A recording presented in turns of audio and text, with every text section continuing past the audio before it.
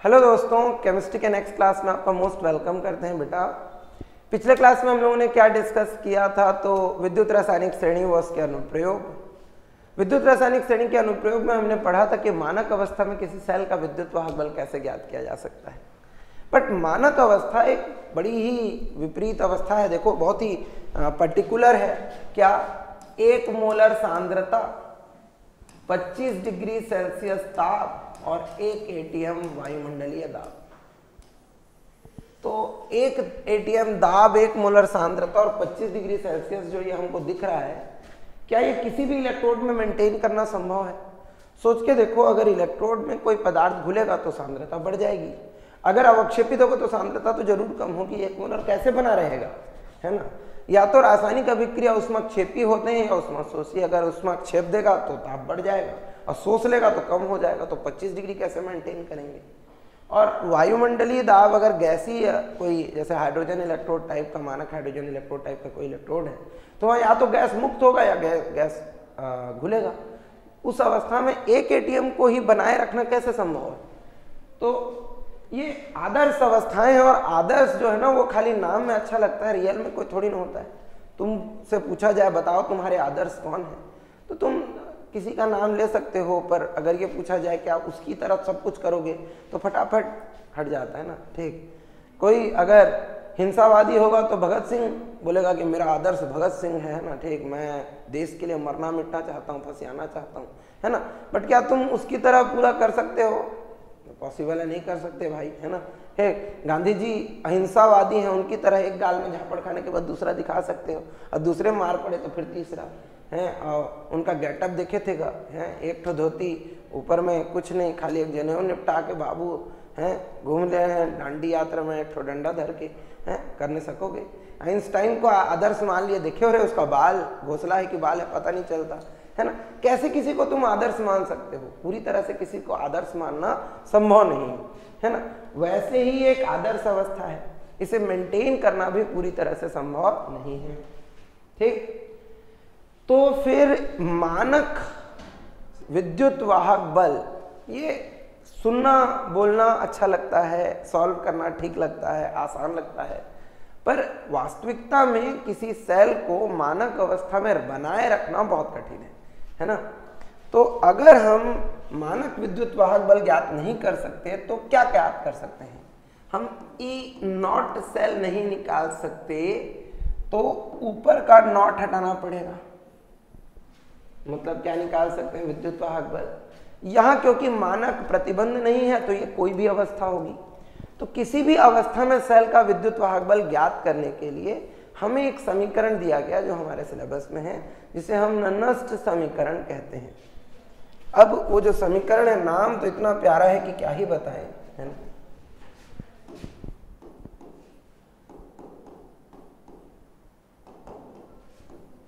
ऐसा ननस्ट समीकरण। अच्छा, समीकरण नहीं लिखा हुआ, वो लिख देते हैं।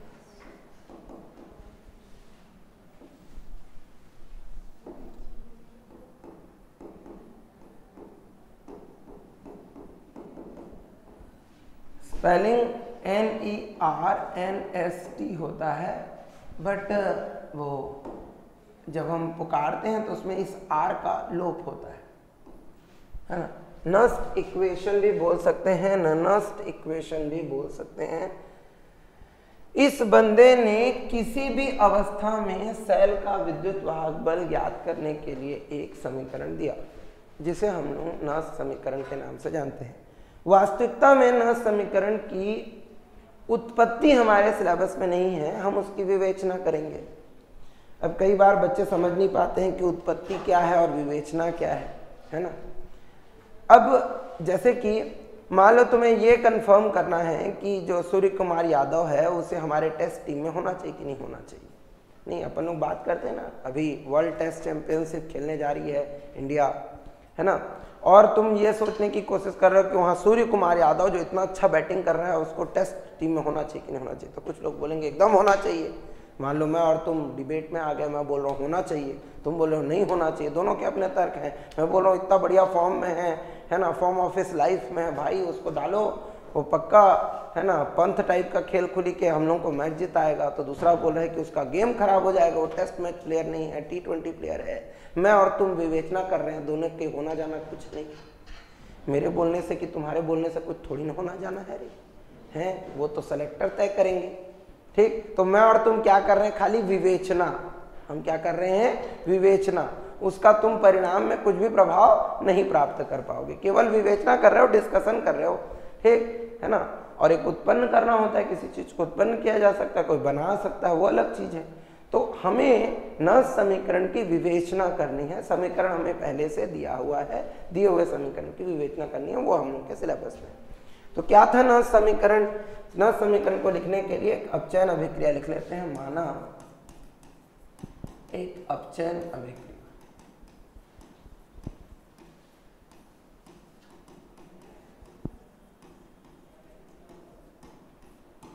एक अपचयन अभिक्रिया लिखेंगे Mn plus aqueous n electron ग्रहण करता है और m सॉलिड में बदल जाता है।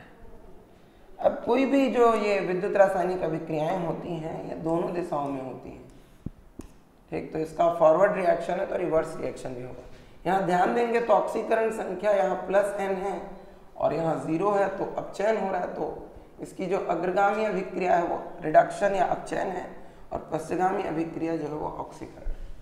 ठीक है, तो यहाँ पर हम लोग दो टर्म डिस्कस करेंगे, एक ऑक्सीकृत मूलक और एक अपचयित मूलक। तो अपचयन द्वारा प्राप्त मूलक अपचयित मूलक है और ऑक्सीकरण द्वारा प्राप्त मूलक ऑक्सीकृत मूलक है ना। तो नर्स ने किसी भी अवस्था में सेल का विद्युत वाहक बल ज्ञात करने के लिए एक समीकरण दिया जिसे हम नर्स्ट समीकरण कहते हैं। तो नर्स्ट समीकरण क्या होता है, वो होता है E बराबर E0 minus RT by NF ln reduced species by oxidised species. Reduced species को हम लोग क्या लिख सकते हैं, अपचयित मूलक। ऑक्सीडाइज्ड स्पीसीज मतलब ऑक्सीकृत मूलक। वैसे तुम E इज इक्वल्स टू, अगर इसको E0 लिखो और ln जो नेचुरल लॉग है उसको अगर तुम लॉग के फॉर्म में लिखो 10 के आधार पर, तो यहाँ पर 2.303 का गुणा करना पड़ता है। ये एक नियतांक है, तुम्हें पता होगा कि नेचुरल लॉग को 10 के आधार पर परिवर्तित करने के लिए 2.303 का गुणा करना पड़ता है। इसको RT लिख सकते हैं अपॉन NF। रिड्यूस्ड स्पीसीज को लिख सकते हैं हम हिंदी में क्या, अपचयित मूलक।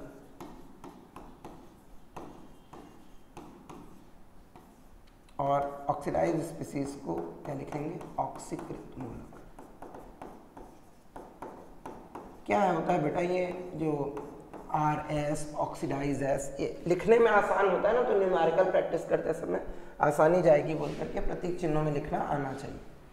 ठीक, अब यहाँ पे R क्या है, तो R गैस नियतांक है, 8.31 जूल पर केल्विन पर मोल ऐसा होता है। ठीक, तो याद रखेंगे कि ताप को तुम्हें केल्विन में रखना है क्योंकि यूनिट जो है वो पर केल्विन में है। ठीक, T ताप है, ताप है 25 डिग्री सेल्सियस अगर हो तो ये 298 केल्विन के आसपास का होगा।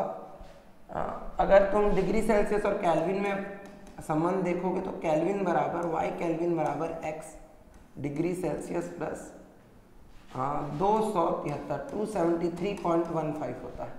तो 0.15 उतना मतलब जरूरी नहीं है ना, ज़्यादातर कैलकुलेशन में हम लोग 0.15 को नहीं लेते हैं। तो अगर तुम यहाँ 25 ले लो तो ये 273.15 हो जाएगा, तो ये हो जाएगा 298.15। तो 0.15 को नहीं लिखा हूँ क्योंकि वो गुणा भाग करते समय ज़्यादा मेहनत करना पड़ेगा उसमें और वो नगण्य है, तो इसलिए। तो अगर 25 डिग्री सेल्सियस हो तो 298 केल्विन लिखेंगे, और नहीं हो तो क्या करेंगे बताऊंगा। ठीक, n जो है वो विस्थापित इलेक्ट्रॉनों की संख्या है। n क्या है, विस्थापित इलेक्ट्रॉनों की संख्या है, वो यहाँ पर है। देखो ये n, ये वही n है ना, जो ग्रहण किए गए या त्यागे गए इलेक्ट्रॉनों की संख्या है। F फैराडे नियतांक है, इसका मान 96500 कूलाम होता है। ये इसको बोलते हैं फैराडे नियतांक। फैराडे है, फैराडे लिख दे रहा था, क्या है फैराडे नियतांक। अगर हम ये सारे मान रख दें, मतलब R का मान, T का मान, F का मान रख दें, N का मान तो अलग अलग के लिए अलग अलग होगा। E बराबर क्या हो जाएगा, E0 माइनस 2.303 इंटू ये रख दें 8.31 इंटू 298 अपॉन n इंटू 96500 फिर log 10 बेस। अभी ध्यान देंगे यहाँ पर अपचयित मूलक अपचयन द्वारा प्राप्त, मतलब ये ठोस होगा, m सॉलिड, और ऑक्सीकरण द्वारा प्राप्त मूलक ये एक्वस होगा, तो इसको लिख सकते हैं m n प्लस एक्वस। ऐसा सब गुणा करने पर E बराबर आ जाता है E0 माइनस, सबका गुणा कर दो गुणा भाग करने पर, है ना, 0.0591 अपॉन n log 10 बेस। ठोस का सांद्रता 1 होता है mn प्लस एक्वस।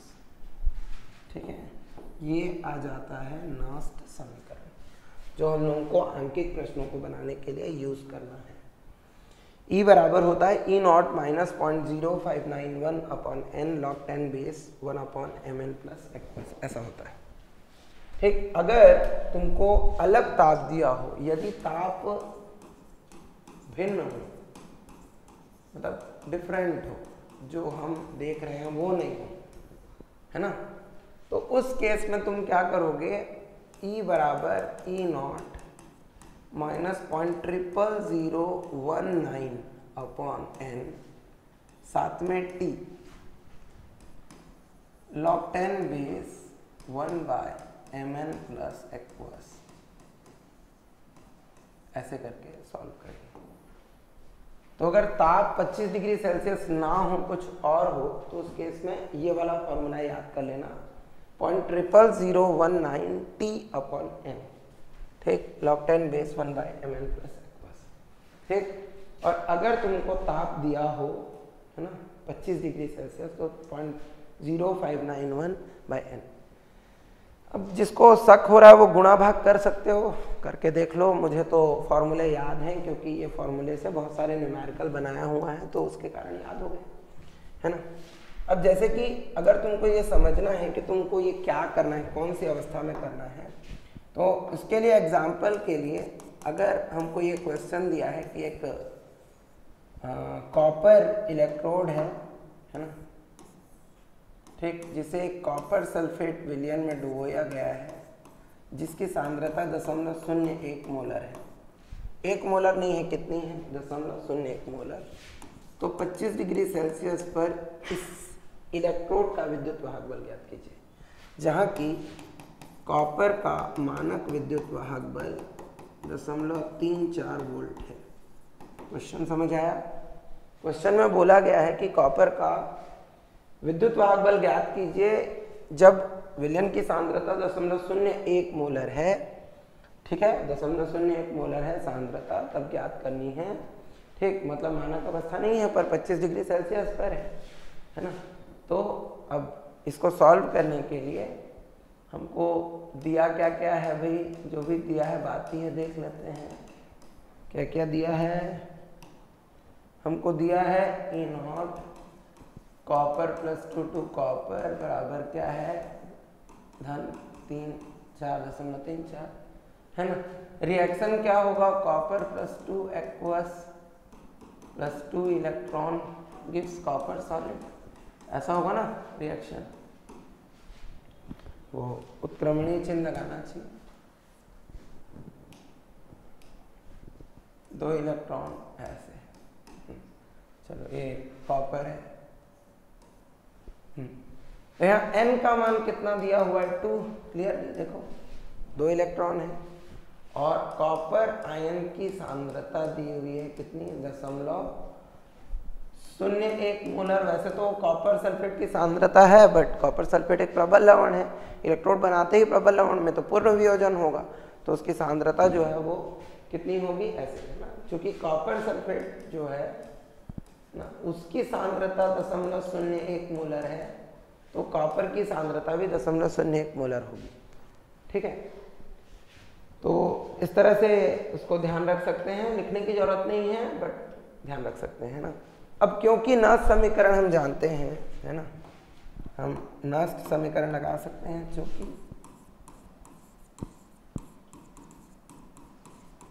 नष्ट समीकरण क्या होता है, E is equal to E not minus 0.0591 upon n log 10 base 1 by mn plus aqueous, ऐसा। तो यहाँ अगर हम मान रख दें तो क्या हो जाएगा, E copper plus 2 to copper बराबर E not copper plus 2 to copper minus 0.0591 upon n log 10 base 1 by copper plus 2 aqueous का कॉन्सेंट्रेशन ये कितना है, 0.34 माइनस 0.0591 अपॉन n की जगह क्या लिखेंगे 2 log 10 बेस 1 बाय 0.01, ऐसा होगा। ये 10 की घात ऋण 2 लिख सकते हैं, इसको ऊपर जाएगा तो 10 की घात धन 2 हो जाएगा, 0.34 ऋण 0.0591/2 हो जाएगा log 10 base 10 to the power 2, ऐसा होगा 10 टू द पावर 2, है ना। अब हम जानते हैं log m to the power n क्या होता है, n log m पढ़े हो, है ना, log m to the power n log m होता है। तो ये 0.34 ऋण 0.5912/2 log 10 बेस 10 हो जाएगा। 2 से 2 क्या हो गया, और log 10 बेस 10 की वैल्यू कितनी होती है 1, पढ़े हो गए। log 10 बेस 10 की वैल्यू कितनी होती है बेटा 1 होती है, तो 1 हो जाएगा। तो इसका मतलब 0.34 में 0.0591 घटाना पड़ेगा, तो 0.34 में 0.0591 घटा दो, 0 0, 10 में से 1 गया 9, 9 में से 9 गया 0, 13 में से 5 गया 8, है ना, 13 में से 5 गया 8, यहाँ 2 ऐसे, तो कितना आ गया 0.2809 वोल्ट। तो लास्ट में उत्तर लिख सकते हो। अतः कॉपर इलेक्ट्रोड का मानक अपचयन विभव, कॉपर इलेक्ट्रोड का जो अपचयन विभव है वो कितना होगा 0.2809 वोल्ट होगा। ठीक है, तो इस तरह से हम लोग क्या कर सकते हैं, किसी इलेक्ट्रोड का निकाल सकते हैं। अब जैसे कि कोई दूसरा इलेक्ट्रोड है उसका निकालना है, बट उसमें ताप अलग दिया है ना, तो ऐसे अब मान लेते हैं कि हम लोग एक दूसरा सिचुएशन ले लेते हैं, एक और एग्जांपल ले रहा हूँ मैं, है ना।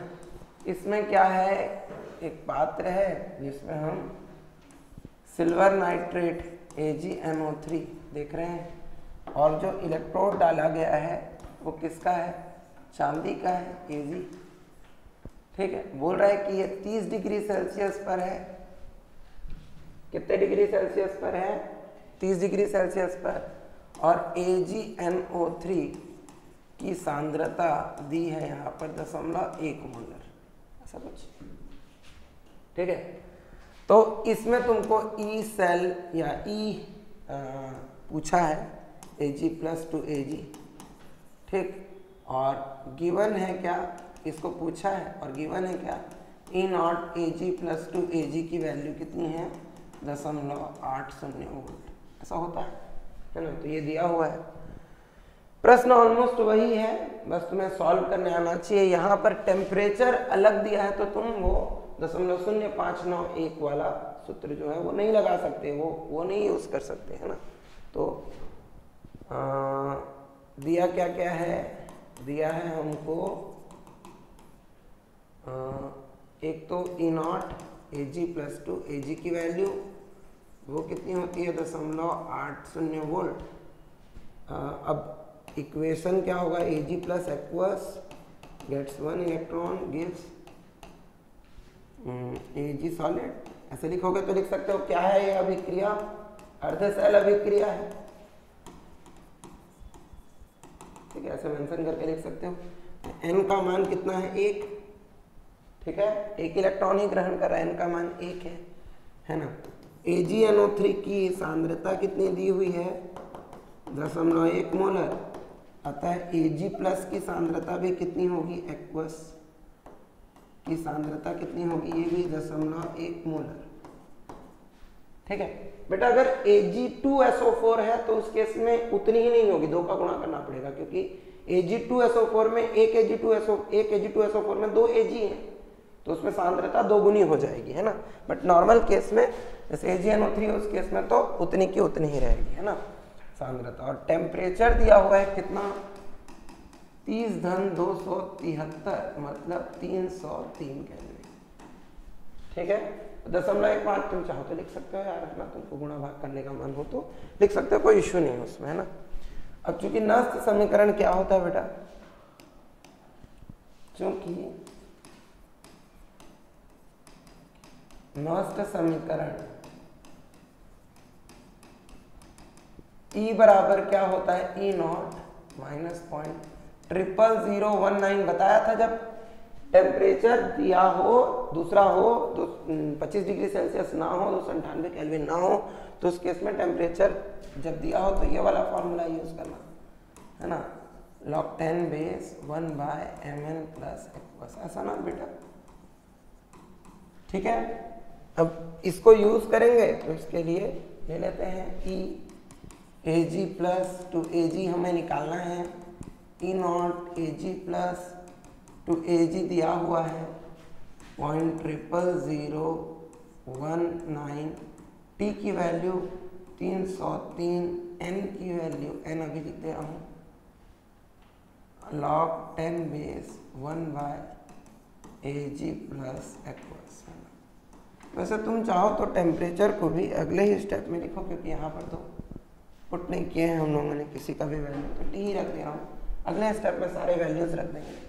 E0 की वैल्यू प्लस 0.80 होता है, 0.00019, टी की वैल्यू 303, एन की वैल्यू 1, log 10 बेस 1/0.1, ये 10 की घात ऋण 1 होगा, तो ऊपर 10 की घात 1 आ जाएगा, 0.80 माइनस 0.00019 इंटू 303, और ये log 10 बेस 10 आएगा, जिसका मान भी कितना होता है, 1 ही होता है।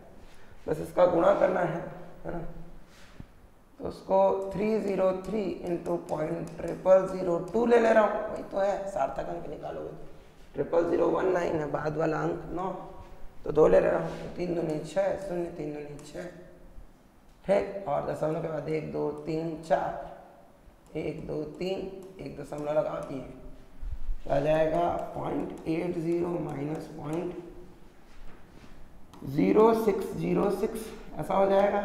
तो ये हो जाएगा कितना, हाँ 0.80 से घटा लो 0.80 अपॉन 0.060600, घटाओगे तो 10 में से 6 गया 4, 9 ये, फिर 9 में से 6 गया 3, और यहाँ 7, तो आ गया 0.7394। ठीक है, तो अगर टेम्परेचर दिया हो तो उस केस में वो 25 डिग्री सेल्सियस ना हो, तो उस केस में हम लोग इस तरह से चीज़ों को सॉल्व करते हैं। ये बेसिक कैलकुलेशन थे, इसको डिलीट कर देना, है ना, इस तरह से तुम इसको सॉल्व कर पाए। अगर किसी को कुछ समझ नहीं आ रहा है तो ज़रूर कमेंट करें बेटा। इसके न्यूमेरिकल्स बहुत ही रिच होते हैं, ज़्यादातर जगहों पर नहीं भी पढ़ाए जाते हैं, इतने रिच होते हैं ये कि, है ना, बट पढ़ने चाहिए, एग्ज़ाम में आए हुए हैं अंकित प्रश्न। अगर सही तरीके से तैयारी न करें पढ़ते समय तो दिक्कत होती है। तो नष्ट समीकरण किस लिए था, तो किसी भी अवस्था में सेल का विद्युत वाहक बल ज्ञात करने के लिए हम नष्ट समीकरण का उपयोग करते हैं, और इसकी सहायता से हम किसी अर्ध सेल का, जैसे कि अभी हम लोग देख रहे हैं, का किसी भी अवस्था में विद्युत वाहक बल ज्ञात कर सकते हैं। न केवल किसी अर्ध सेल का बल्कि किसी सेल का भी ज्ञात कर सकते हैं। क्या ज्ञात कर सकते हैं? किसी सेल का भी। तो कैसे हम किसी सेल का ज्ञात करते हैं ये पढ़ते हैं। अगर हम नॉस समीकरण की सहायता से किसी सेल का विद्युत वाहक बल ज्ञात करना चाहें तो कैसे ज्ञात कर सकते हैं उसके बारे में समझने की कोशिश करेंगे। एक न्यू पेज ले लेते हैं और हम जो सेल हमारे बुक में अच्छे से एक्सप्लेन्ड है किसके लिए निकालने की कोशिश करते हैं? डेनियल सेल के लिए। किसके लिए निकालने की कोशिश करते हैं? डेनियल सेल के लिए, है ना। तो डेनियल सेल क्या होता है बेटा? Zn सिंगल बार या Zn सॉलिड लिख सकते हैं हम ऐसे, Zn solid single bar Zn plus 2 aqueous.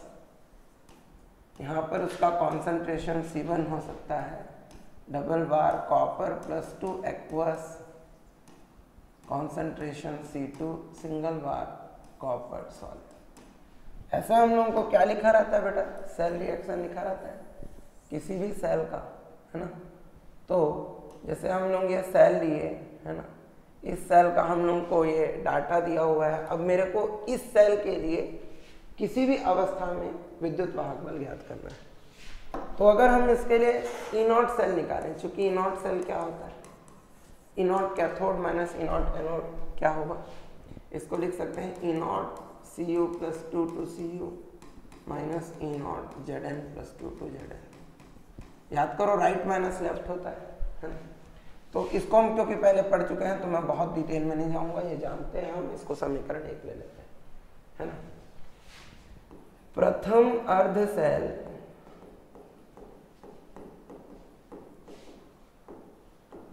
के लिए नष्ट समीकरण।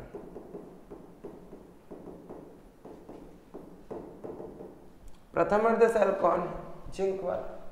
तो उसके लिए अगर हम लोग नष्ट समीकरण लिख रहे हैं तो कैसे लिखेंगे? E Zn plus 2 to Zn,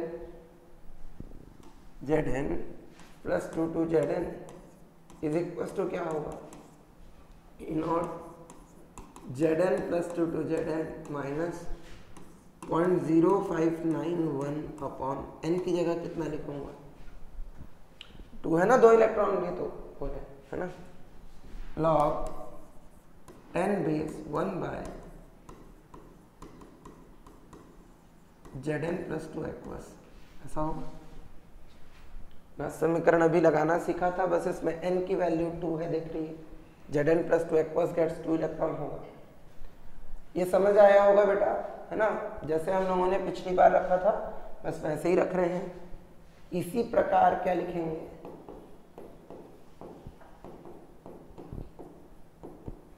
द्वितीय अर्ध सेल के लिए, द्वितीय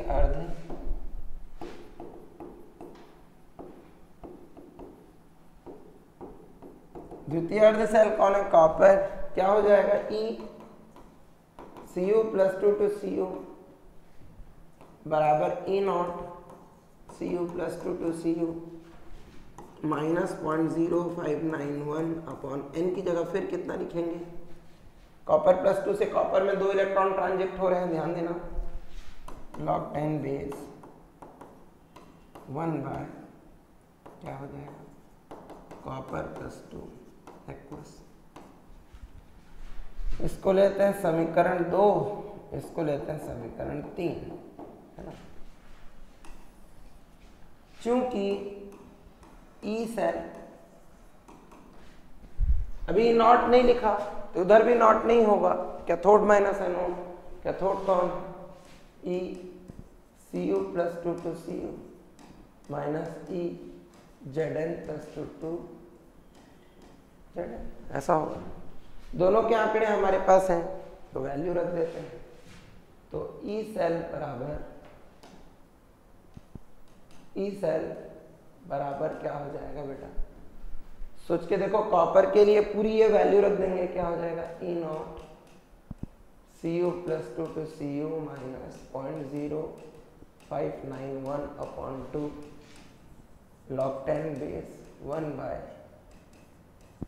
Cu प्लस 2 एक्वस का कॉन्सेंट्रेशन, ऐसा होगा। ये पूरा वैल्यू रख दिया, माइनस इंटू Zn की वैल्यू रखेंगे तो माइनस इंटू प्लस माइनस हो जाएगा, E naught Zn plus 2 Zn, minus into minus क्या हो जाएगा प्लस, ये माइनस है, यहाँ minus minus into minus becomes plus 0.0591 upon 2 log 10 base 1 by Zn plus 2 aqueous, ऐसा होगा।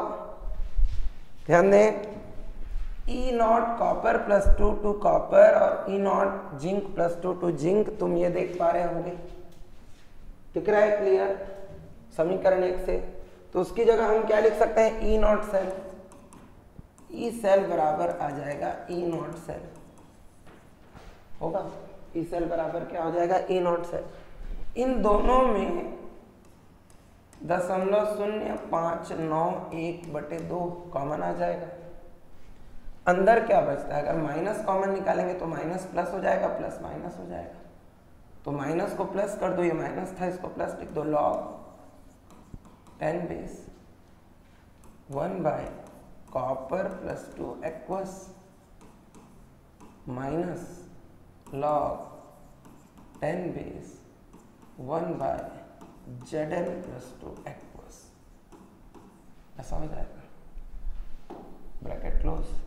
समझ आया बेटा, ई सेल बराबर हो जाएगा E naught cell minus 0.0591/2 log m minus log n, क्या होता है log m minus log n, log m upon n, पढ़े हैं ऐसा फॉर्मूला है बेसिक log का, log m minus log n बराबर होता है log m अपॉन n, ऐसा होता है। तो अगर ये सूत्र हम यहाँ रखें तो ये log m है और ये log n है, तो m अपॉन n हो जाएगा, ठीक। तो अब सूत्र को तो देख लिए, एक बार मैं उसको मिटा दे रहा हूँ, जगह कम है ना, पॉपुलेशन प्रॉब्लम भाई, ठीक। तो रख देते हैं log 10 base m upon n, m कौन है 1 अपॉन कॉपर प्लस 2 एक्वस का कॉन्सेंट्रेशन अपॉन 1 अपॉन क्या होगा Zn प्लस 2 एक्वस का कॉन्सेंट्रेशन, ऐसा होगा। तो ये बट्टे के बट्टे में तो पलट के ऊपर चला जाएगा, तो ई सेल बराबर क्या आ जाएगा E naught cell minus 0.0591/2 log 10 base Zn plus 2 aqueous का कॉन्सेंट्रेशन बटे कॉपर प्लस 2 एक्वस का कॉन्सेंट्रेशन, ठीक। तो अगर तुम्हें ये सूत्र पता चल जाए तो तुम किसी लीनियर सेल के लिए प्रश्न बना सकते हो, ठीक। किसके लिए बना सकते हो, किसी लीनियर सेल के लिए, है ना। याद रखेंगे ई नॉट सेल होगा बाई 2 Zn प्लस 2 ऊपर कॉपर प्लस 2 नीचे, है ना, ठीक है। मैं एक एग्जांपल बता रहा हूं कि अगर एक डेनियल से लिखा होगा ऐसे, डेनियल सेल, है ना, 25 डिग्री सेल्सियस पर दिया है, अगर ताप बदले तो क्या करना, 0.00019 लगाना, है ना, ठीक। Zn solid to Zn plus 2 aqueous, इसकी सांद्रता मान लो दिया है 0.01 या 0.2, चलो इसको 0.2 मोलर ले लेते हैं, चलो ठीक। डबल बार, फिर कॉपर प्लस 2 एक्वस, इसको 0.2 मोलर ले लेते हैं, फिर ये कॉपर सॉलिड। अब ये क्वेश्चन हम लोगों को दे दिया है, तो इसको सॉल्व करने के लिए दिया क्या है, हमको दिया है Zn प्लस 2 आयन की सांद्रता है, अच्छा साथ में ई नॉट सेल भी दिया है, ई नॉट सेल 1.1 वोल्ट होता है, एक डेनियल सेल के लिए ई नॉट सेल कितना होता है 1.1 वोल्ट, ये 0.02 मोलर दिया है, और कॉपर प्लस 2 की सांद्रता दी हुई है 0.2 मोलर, ऐसे, है ना। चूंकि नष्ट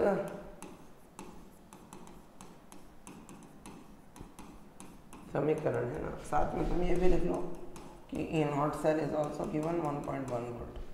है ना, और टेम्परेचर इज गिवन 25, मतलब 273 ऐड करके 298 केल्विन। ठीक है ना। समीकरण क्या होता है, ई सेल बराबर E naught cell minus 0.0591 upon N log 10 base, यहाँ पर प्रोडक्ट बाय रिएक्टेंट करना। क्या करना, प्रोडक्ट बाय रिएक्टेंट। ये प्रोडक्ट है इसका और वो रिएक्टेंट है, प्रोडक्ट बाय रिएक्टेंट करना है ऐसे। Zn+2